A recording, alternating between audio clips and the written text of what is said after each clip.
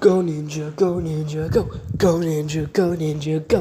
What's poppin', y'all? Welcome back to another YouTube video. Today we're taking a look at the 5th season of Ninjago as a film review, show review, whatever you want to call it. And I do know I've done this out of order, and I do like to apologize for that. We started with Season 4, then went to Season 3, and now we're jumping straight back to Season 5 with the Possession season. And this is the season that I really did start, from Season 4. I was continuing on my journey, watching every single Ninjago season as it came out, recording it on the Skybox to watch it when I came home from school, because we didn't have internet access where it was all online, and you could watch it on Netflix like you can now, so I had to record it, and I did only get one set from this series, and it was Cole's Cluster Bike, I do believe, but Lego Ninjago Masters of Spinjitzu Season 5 Possession, the 5th season of Ninjago, subtitled Possession, is basically where Lloyd gets possessed by Morrow, the elemental master of wind. And how this season goes is basically the ninja are too reliant on their elemental powers, which is foreshadowing the rest of the season. So Wu tells them to go hand out flyers for their new tea shop, which they set up through this season. And in doing so, no one takes their flyers until they start using their powers, giving out flyers in creative ways using their powers. They come back, Master Wu gets upset with them that they were using their powers when he specifically told them not to, but it got them to get tickets. Lloyd went out on a special mission whilst the other four handed out these tickets, and he came back with the power of wind as a ghost, and he had a new sort of armor on. This is the first actual season where the ninjas struggle to use their powers, because their powers don't work on ghosts, and their powers don't work with Vengestone. And this is where Vengestone finally came into use, finally came into the mainstream area of Ninjago. So Morrow came in to the new tea shop, and he's the ghost that escaped the portal at the end of Season 4, so it's a direct continuation from there, and he stole the Destiny's bounty and left the ninja all alone. I could be wrong, but I do believe their armor is made out of Vengestone here, which stops them using their elemental powers, but it stops the ghosts possessing them, or their ghosts using their powers to affect them. Because the ghosts can turn stuff into ghosts, they can fire out arrows, which are mini ghosts, which will eat away at you and, basically disintegrate you like acid. And with this, it's a very overpowered thing. Lloyd is barely in this season, and it starts with him basically getting possessed, and he doesn't get free till the very, very end. This season also continues with Nia being Samurai X and Pixel being in Zane's head. However, Nia has a choice to make, whether she wants to continue being Samurai X or become the Water Ninja, because she starts developing water powers, which came from her mother, and she starts using them, and she needs to use her water powers because it's important, because water is the only element that can actually affect ghosts, and it kills them and sends them back to the realm of the departed. We also have a Chima reference in this season where Lloyd and Morrow go to the Chima realm, but basically Morrow needs to collect a load of different items to summon the realm of the departed into the real world. So we go on a quest, and the ninja are traveling on yaks, which are like giant cows, and they end up following a railroad on a ghost train as well. They go to a temple where if you don't get out by midnight, you get turned into a ghost, and it was like a haunted house. Cole got turned into a ghost, but they did get the map, which they needed. They then had to go to the top of this mountain at a specific time to go into the Eye of the Storm to get into the Cloud Kingdom, to get the sword. Oh, I forgot what the name of the sword is. but it basically shows you what's about to happen and predicts the enemy's movements. So you can basically see what's coming. Moro makes it to the sword before the ninja do, and he uses it on them so he can see the moves before they use it, and he can outsmart them, outthink them, outmaneuver them.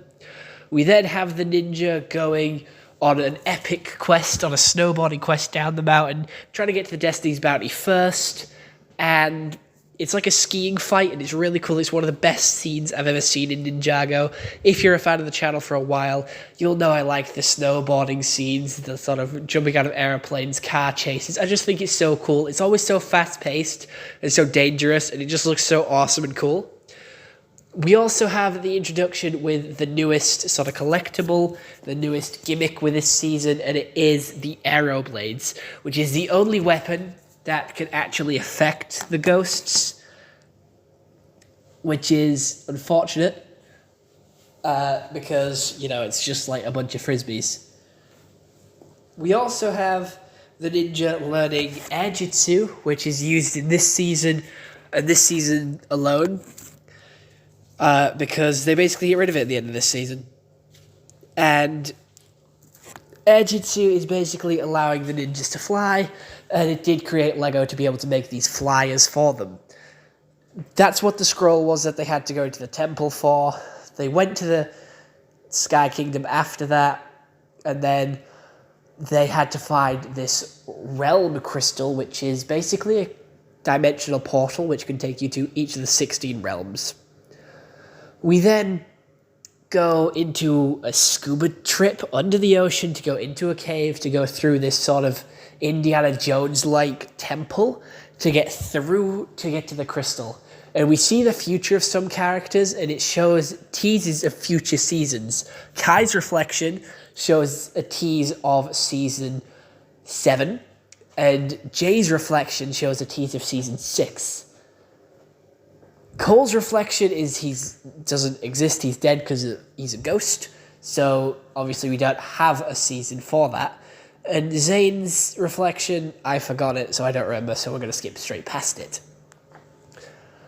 Continuing on is they have to make a choice, the Realm Crystal or Lloyd. So they give up the Realm Crystal to rescue Lloyd, and that's it. Moro has everything he needs to bring the Realm of the Departed into Ninjago City, and he does. He starts bringing it through. All these ghosts come, and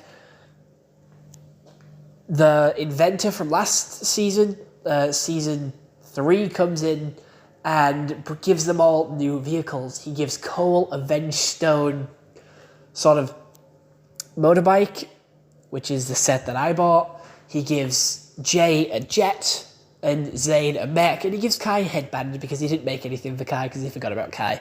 So Kai gets a really cool headband. They go into battle onto the village of On Sticks and basically destroy half of it in the big battle at the end.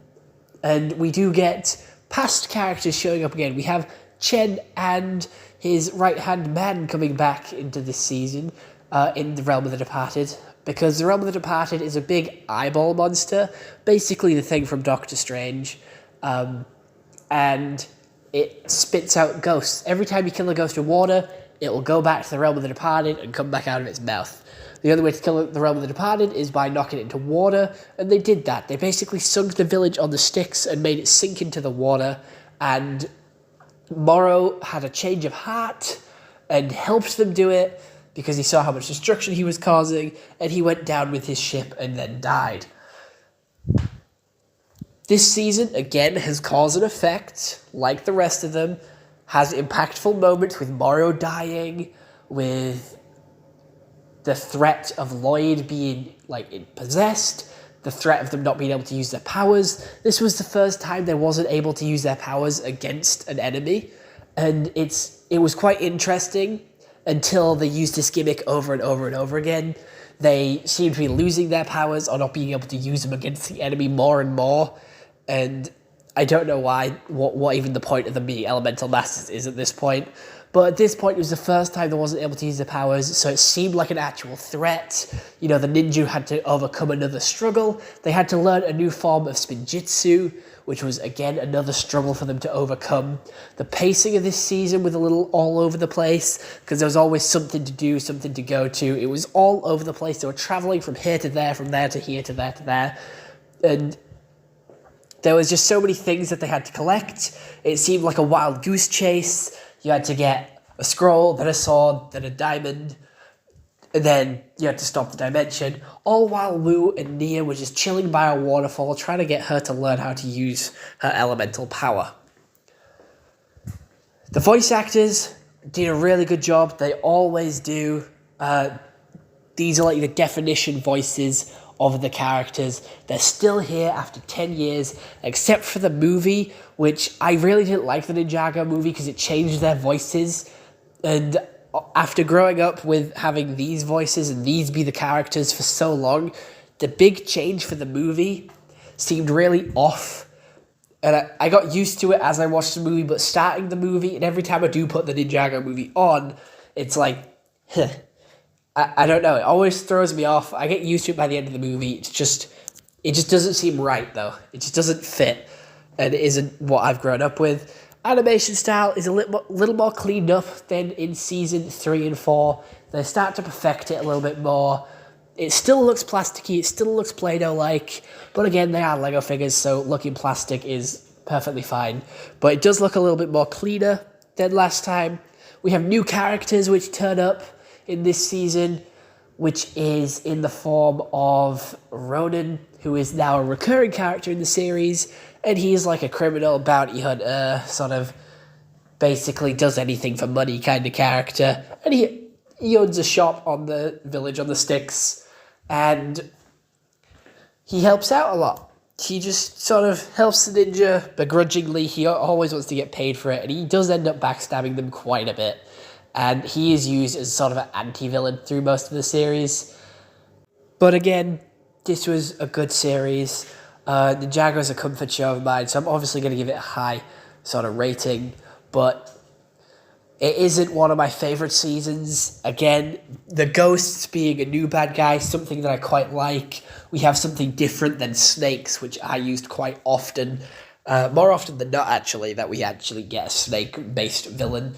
And I don't really like that. I prefer new creative villains. But again, at some point you will run out of ideas and fall back on what you know does best. Sorry about that. But they get new suits for this season as well. And I do like the look of the new suits. They do have like kunai based on their suit, which they never use. But they also have their own little symbols on the front as well. Other than that, I am going to give this season a solid 8 out of 10. It is some peak Ninjago, really good Ninjago, and it is near the start. It's nostalgic. Definitely go watch it. It is all on Netflix. Every single season Ninjago is on Netflix, so go watch it. Go check it out if you haven't. It is really good, and this is one of the better seasons, and it is before the dip in quality. So I'll get onto that within the next few season reviews, but there is going to be a dip in quality very soon, which I'm scared to talk about. But other than that, hope you enjoyed. See you all next one. Have a nice day, and goodbye. I do have a load of Lego Ninjago magazine reviews and set reviews on the channel, because it is a set and a theme that I love, so definitely go check out those videos after you've watched this one. So, other than that, bye-bye.